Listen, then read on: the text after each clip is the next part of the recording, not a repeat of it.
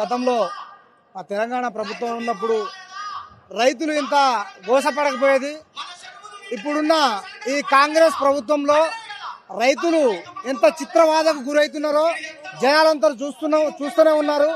కాబట్టి తక్షణమే చేతగాని ప్రభుత్వం చవట దద్దమ్మ ఈ రేవంత్ రెడ్డి హయాంలో రైతులు ఇంత గోసపడుతున్నారు.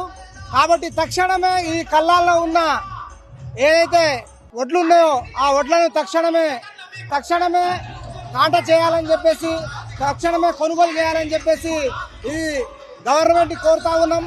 లేని పక్షంలో రైతులు రోడ్ల మీదకి వచ్చి ఇంకా ప్రతి ఒక్క రైతు ధర్నా చేసే రోజులు అది దగ్గరనే ఉన్నాయి. ఎందుకంటే వాళ్ళ చేతగాని ప్రభుత్వం చేతగాని తనం అని చెప్పేసి ఆల్రెడీ జనాలకు అర్థమైపోతుంది. రాబోయే రోజుల్లో ఈ జనాలు వాళ్ళ చెంపపేటుగా బుద్ధి చెప్తారని చెప్పేసి తెలియజేస్తూ కోరుతా ఉన్నాం. ఇప్పుడు లేదండి, రైతు బంధు గతంలో కేసీఆర్ గారు ఉన్నప్పుడు రైతు బంధు టైంకు పడేది. కళ్యాణ లక్ష్మి కానీ షాదీ ముబారక్ కానీ టైంకి వచ్చేది. ఏదైతే తులం బంగారం అన్నాడు, తులం బంగారం పోయింది. ఆయన ఏదైతే 2500 అన్నాడో 2500 కూడా పోయినాయి. ఏది ఆయనకు అసలు చేత కాని అలవి కాని హామీలు 400 హామీలు ఇచ్చి జనాలను మోసం చేసి గద్దెనెక్కిన ఈ రేవంత్ రెడ్డి తక్షణమే పోవాలి. కేసీఆర్ రావాలి. జై కేసీఆర్. రైతుల పరిస్థితి ఈ 2.5 సంవత్సరంలో అగమ్య గోచర పరిస్థితి. వాళ్ళ దిక్కుతోచిన స్థితిలో ఉన్నారు. ఎందుకంటే రైతు బంధు సంవత్సరానికి 15,000 అన్నారు. 15,000 కాదు, ఇప్పటికే 2.5 సంవత్సరాల్లో దాదాపు 3 కిస్తీలు 3 టర్మ్స్ ఇవ్వకుండా రైతులను గోసపెడుతున్నారు. అదేవిధంగా ఇప్పుడు చూసినట్లయితే ఐకేపీ సెంటర్లలో అయితే పరిస్థితి ఇంకా ఘోరంగా ఉన్నది. ఏ వడ్లు కొనుగోలు జరగని పరిస్థితి. ఇవాళ 1.5 రోజులు నేను కూడా రైతునే. కనీసము ఐకేపీ సెంటర్లలో లారీలు కానీ అక్కడ కాంటా పరిస్థితి కానీ మిల్లులు అలాట్మెంట్ కానీ ఏది జరగని పరిస్థితి. రైతుల పరిస్థితి దయనీయంగా ఉంది. గతంలో ప్రకటించిన డిక్లరేషన్ ఏదైతే ఉందో అది మరి ఎప్పుడు అమలు చేస్తారు, ఏ విధంగా అమలు చేస్తారు అన్నది కూడా ఈ సభ గురించి ఇవాళ ఉంది. కాబట్టి దాని మీద కూడా కాంగ్రెస్ ప్రభుత్వం స్పందించాలని నేను అడుగుతున్నాను. అసలు ఈ తెలంగాణలో ఏం జరుగుతుందో ఈ కాంగ్రెస్ ప్రభుత్వంలో తెలుస్తలేదు. అసలు బీఆర్ఎస్ మీటింగ్ అంటేనే అసలు ఈ కాన్స్టిట్యున్సీ కానీ తెలంగాణ రాష్ట్రంలో గజ్జున భయపడతాను కాంగ్రెస్ వాళ్ళు. ఈ రేవంత్ రెడ్డి ఏం చేస్తాడో అసలు అర్థమైతలేదు. మేము ఈ మీటింగ్ కానీ మేము 3 గ్రౌండ్లు చూసినాం. మాకు పర్మిషన్ లేకుండా చేసిండ్రు. నిన్న మా జెండాలు కడితే కూడా బీఆర్ఎస్ పార్టీ జెండాలు కడితే కూడా అభిజిత మున్సిపాలిటీలో చెప్పి తీపిస్తున్నారు. అసలు మా బీఆర్ఎస్ పార్టీ అంటే కాంగ్రెస్ కు ఉచ్చబడుతుంది. నెక్స్ట్ ఇంకొక 2 సంవత్సరాలు ఓపుకోబడతాం. 2 సంవత్సరాలు ఓపుకోబట్టిన తర్వాత మళ్ళీ మా ప్రభుత్వం వస్తుంది.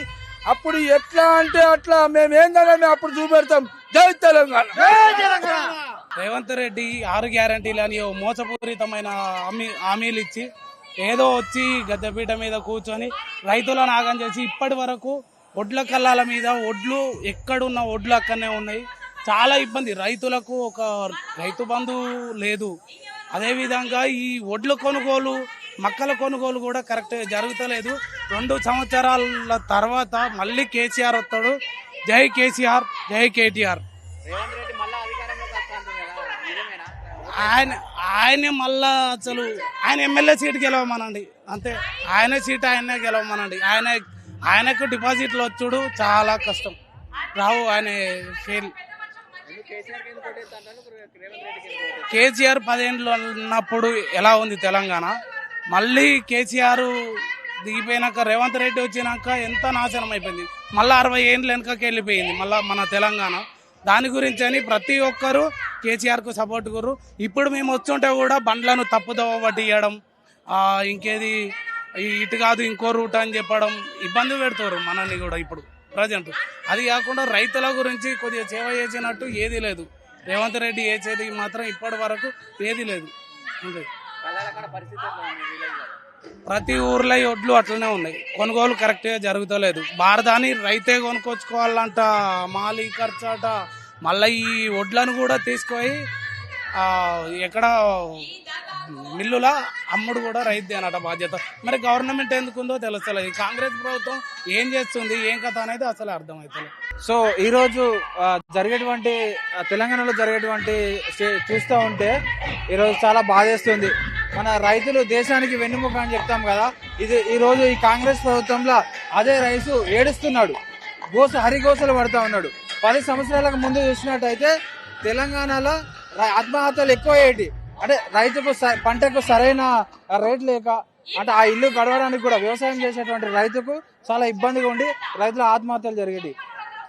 ఆ ఆత్మహత్యలు కేసీఆర్ వచ్చినాక ఆగినాయి.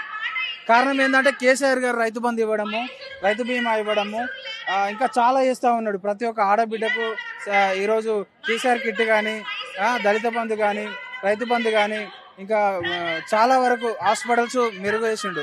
అట్లాంటిది ఈరోజు ఈ కాంగ్రెస్ ప్రభుత్వంలో సో ఈ రేవంత్ రెడ్డి వచ్చిన కాంచి హైడ్రా పెట్టి చాలా మంది ప్రజల్ని అంటే వాళ్ళ స్థితి ఈరోజు పని చేసుకుంటేనే కానీ వాళ్ళకి రూపాయి వచ్చేటువంటి సిచ్యువేషన్లో ఈ రేవంత్ రెడ్డి అట్లాంటి వాళ్ళకు కూడా హైడ్రా పెట్టి చాలా ఇబ్బంది పెడతా ఉన్నాడు.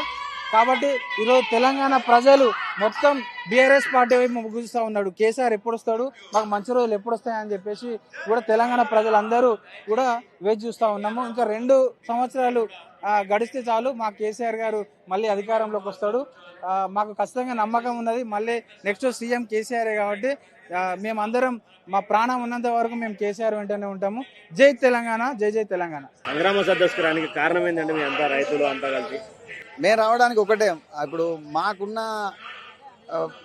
మెయిన్ సమస్య ఏంటంటే పెట్టుబడికి ఇంతకుముందు రైతు బంధు వచ్చేది, టైం టు టైం వానాకాలంలో వచ్చేది, యాసింగ్కి వచ్చేది, 2 సార్లు వచ్చేది. అవి పంటలు యూజ్ అయ్యేది.